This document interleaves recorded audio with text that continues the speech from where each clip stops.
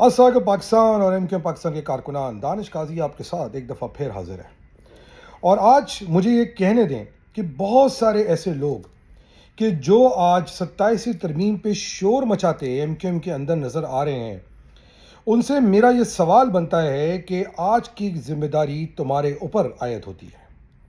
میں پچھلے کچھ دنوں سے دیکھ رہا ہوں کہ وہ ایکٹرز کہ جنہوں نے آج اس کراچی یا شہری سندھ کی زبوں حالی کے لیے نشان امتیاز پکڑے، وہ دوبارہ اپنی دکان چمکانے کی کوشش کر رہے ہیں کہ کسی طرح ان کو آگے آنے والی سیاست میں کوئی جگہ مل جائے۔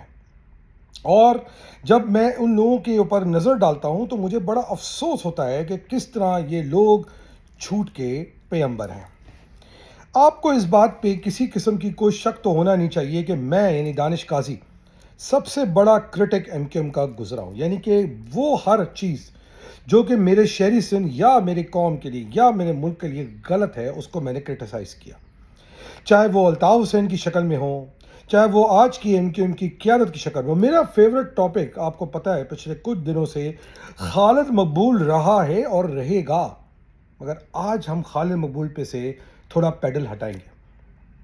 چاہے سندھو دیش کی طاقتیں ہوں، چاہے وہ بلاول بھٹو ہو جو اسمبلی کے فلور پہ کھڑے ہو کے ریاست کو یہ دھمکی دیتا ہے کہ 18ویں ترمیم کو کسی کا باپ بھی بدل نہیں سکتا، میں ان سب کے لیے آج مخاطب ہوں۔ مگر اس سے پہلے کہ ہم باہر کی طرف جائیں، ہمیں یہ بات سمجھنے کی ضرورت ہے کہ ہمارے اندر وہ کون ایسے عنصر تھے جس کی وجہ سے کہ آج ہمیں 27ویں ترمیم کے نام پہ لڑائی کرتے نظر آ پڑ رہی ہے۔ بے شک آج لوگ ایم کیو ایم پہ شمول میرے یہ الزام تو لگا دیتے ہیں کہ ایم کیو ایم نے کچھ نہیں کیا اس 27ویں ترمیم کو اپنے فیور میں لانے کے لیے، مگر ہمیں تھوڑا تاریخ کے جھروکوں میں بھی جانا پڑے گا۔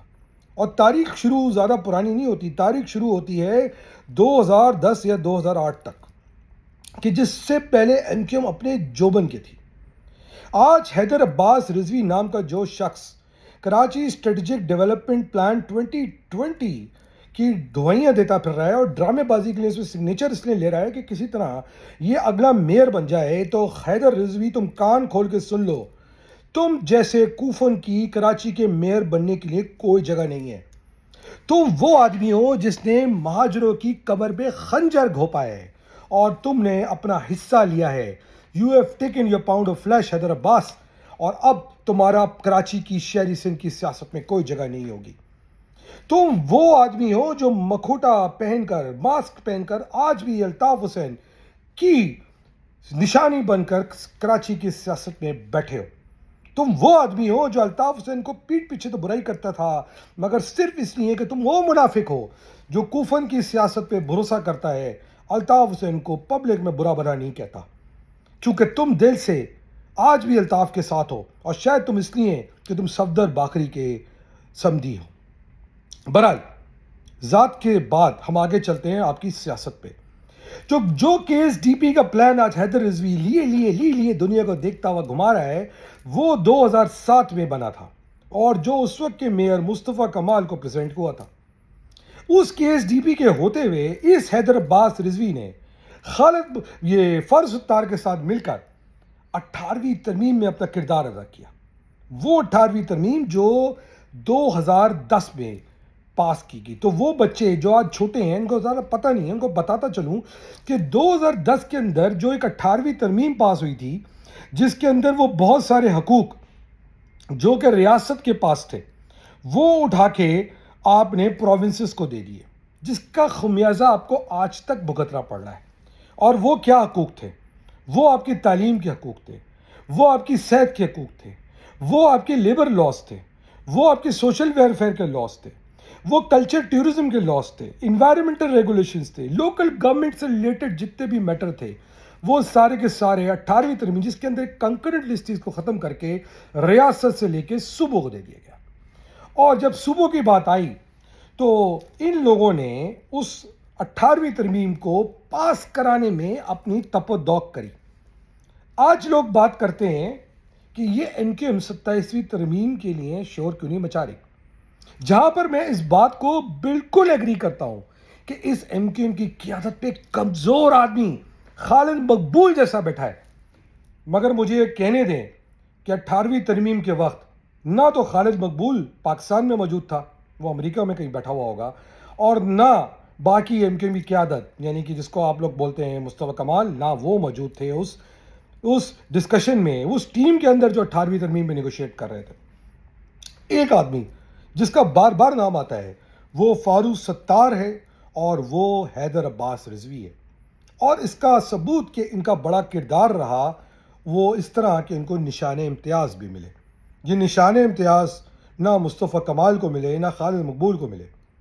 اور ایک اور شخص جو لنڈن میں بیٹھا ہوا ہے جس کا نام الطاف حسین ہے، جس کا جب ان لوگوں سے پرائیویٹ میں پوچھا جاتا تھا کہ یار آپ نے کیوں کر دیا، تو یہ کہتے تھے ہم نے تو الطاف حسین کے کہنے پہ کیا۔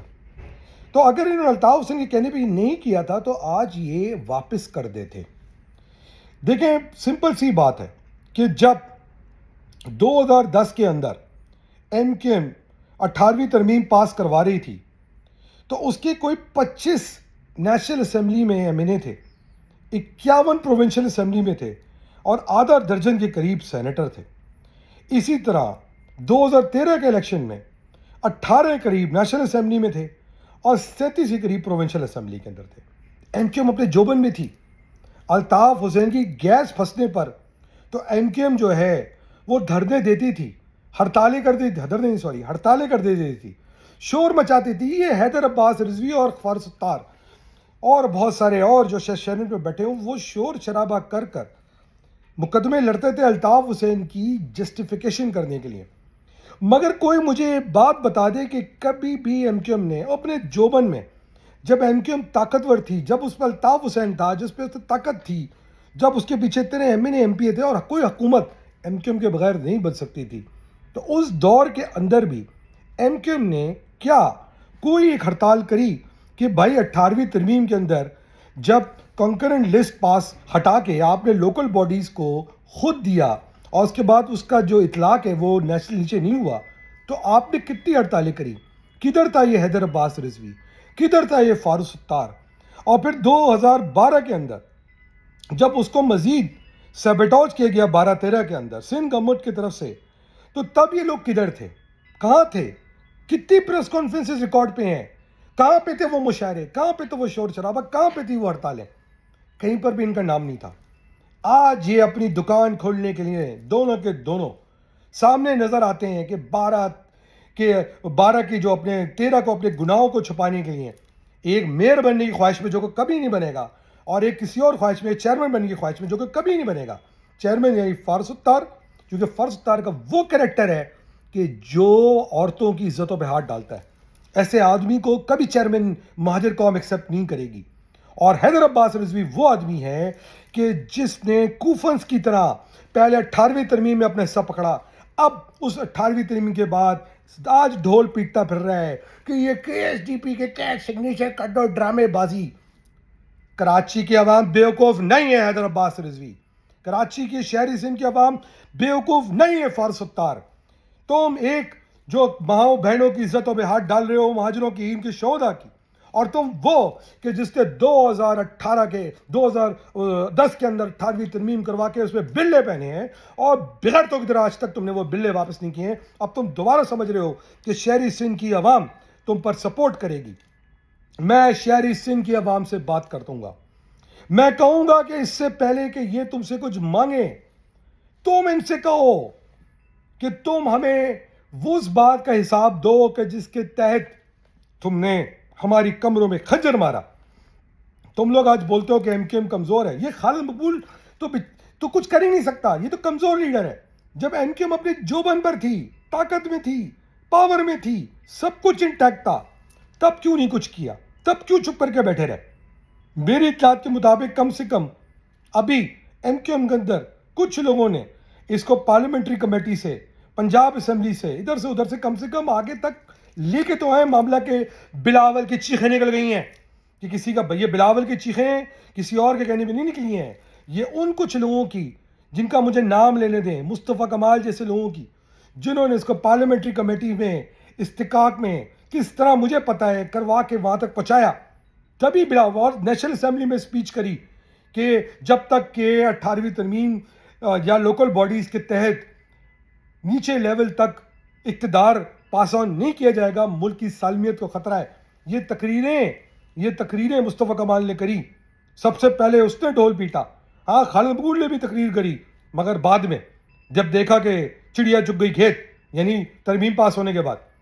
تو کہنے کا مقصد صرف اور صرف یہ ہے کہ آج یہ لوگ تم لوگوں کو بیوقوف بنانے کے لیے آ رہے ہیں. 27ویں ترمیم, اچھا اس کے بعد 2018 کے بعد 2 ترمیمیں پاس ہوئی. کدھر تھے یہ سارے؟ 2010 سے لے کر آج تک, یعنی کہ 18ویں کے بعد 7 سے 8 ترمیمیں پاس ہو چکی ہیں. ایم کیو ایم اپنے جوبن میں کچھ نہیں کر پائی. گورنر بھی ان کا تھا, گورنر شدبات بھی ان کا تھا, منسٹریاں بھی ان کے پاس تھی, پاور بھی ان کے پاس تھی. مطلب مجھے کوئی بتا رہا تھا کہ جب انٹیریئر منسٹر آتا تھا وہ سلام ٹھوکنے الطاف حسین کو لندن جاتا تھا. وہ الگ قصے مجھے سننے میں آ رہے ہیں. تو کہنے کا مقصد صرف اور صرف یہ ہے کہ یہ لوگ بیوقوف بنانے کی باتیں کر رہے ہیں. میں ڈان کا ایک آرٹیکل پڑھ رہا تھا جس میں فاروق ستار کا ایک سٹیٹمنٹ ہے, جس میں وہ کراچی کے علاوہ بہت سارے اور صوبوں کی بات کر رہا ہے, مگر وہ فاٹا کے صوبے پہ زور دے رہا ہے. اور وہ کہہ رہا ہے کہ نہیں, جمہوریت کی بحالی کے لیے ہم جو ہے 18ویں ترمیم کو سپورٹ کر رہے ہیں. آج یہ لوگ کس منہ سے اس بات کا چرچا کر رہے ہیں کہ ہمیں ہمارے حقوق دیں؟ لوگ مذاق اڑائیں گے ان کا. ڈرپوک کائر لوگ ہیں. دیکھیں میری ایک بات یاد رکھیے گا, ہمت کرنے والے وہ لوگ ہوتے ہیں جو آنکھوں میں آنکھیں ڈال کر مقابلہ کرتے ہیں, بھاگ نہیں جاتے, بنتے ترلے نہیں کرتے, پاؤں نہیں پڑ جاتے. آپ کو پتا ہے یہ سب لوگ یہ کیوں کرتے ہیں؟ ان کی فائلیں بنی ہوئی ہیں, ان کے خلاف ثبوت موجود ہیں, شفاہد موجود ہیں, ان کی غلط زندگیوں کے اوپر لسٹیں موجود ہیں. یہ کیسے اب کیس لڑیں گے؟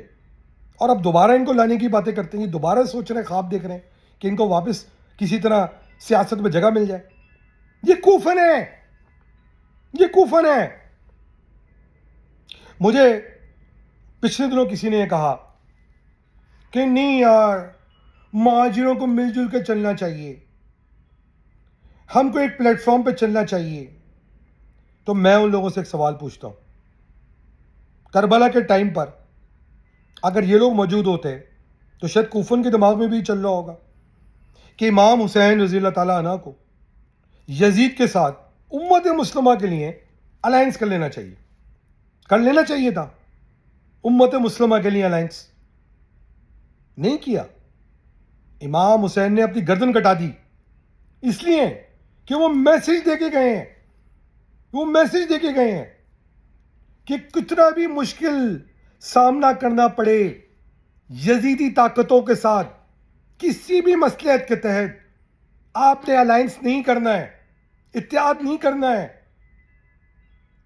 وہ کوفن جنہوں نے حضرت امام بن مسلم بن عقیل کو بلا کے شہید کروایا, اور اتنی ہمت نہیں ہوئی کہ وہ کھڑے ہوں جب ان کے چھوٹے بچوں کو قتل کر کے دجلہ میں پھینکا جا رہا تھا. وہ کوفن کہ جب جمعے کی نماز کے بعد سلام پھیرنے کے بعد غائب ہو جاتے ہیں. وہ کوفن جو امام حسین کے خلاف آنے والے لشکر میں اپنا حصہ ڈالتے ہیں. وہی کوفن آج دوبارہ دعوت دے رہے ہیں کہ ان لوگوں کے ساتھ کہ جنہوں نے تمہارے حق پہ ڈاکہ ڈالا, جنہوں نے اسیروں, شہیدوں, لاپتہ کارکنوں کے خاندانوں کو ذلیل کیا, خوار کیا, ان کی عزتوں پہ ہاتھ ڈالا, ان کو پوچھا تک نہیں, موقع ملتے بھاگ گئے, خود بھی بھاگ گئے, اپنے اولادوں کو بکا دیا, اپنا پیسہ بھی لے کے پاکستان سے بھاگ گئے. ایسے کوفنس دوبارہ قوم سے قربانی مانگنے آئیں گے تو کیا تم قربانی دو گے؟ امام حسین رضی اللہ تعالیٰ عنہ کی شہادت نے یہ آپ کو سکھا دیا کہ حق اور باطل کی جنگ تادم مرگ چلے گی, آخری دن تک چلے گی, مگر اپنے درمیان یزیدیوں کو تو پہچانو ہی پہچانو, ان کوفنس کو بھی پہچانو کہ ان کے باتوں میں آ کے اپنی اسٹریٹجی نہیں بنانا, اپنی حکمت عملی نہیں بنانا. یزید سے جنگ لڑی ضرور جائے گی, مگر ان کوفنس کو ہٹا کے ان کے خلاف یہ کیسے لوگ ہیں جو تم سے بار بار قربانی مانگتے ہیں اور اپنے آپ کو ارب پتی کروڑ پتی بناتے چلے جاتے ہیں؟ تم بھوکے مر رہے ہو، عیاشیاں کر رہے ہیں. ابھی پچھلے دنوں یہ حیدر عباس رضوی قادر پٹیل کے پپیاں لیتے نظر آ رہے تھے. میں نہیں جاؤں گا کہ قادر پٹیل سے کیا دوستی ہے ان کی. میں نہیں بتاؤں گا میں نے فارس افطار کے پاس کس کے فون آتے ہوئے دیکھے ہیں.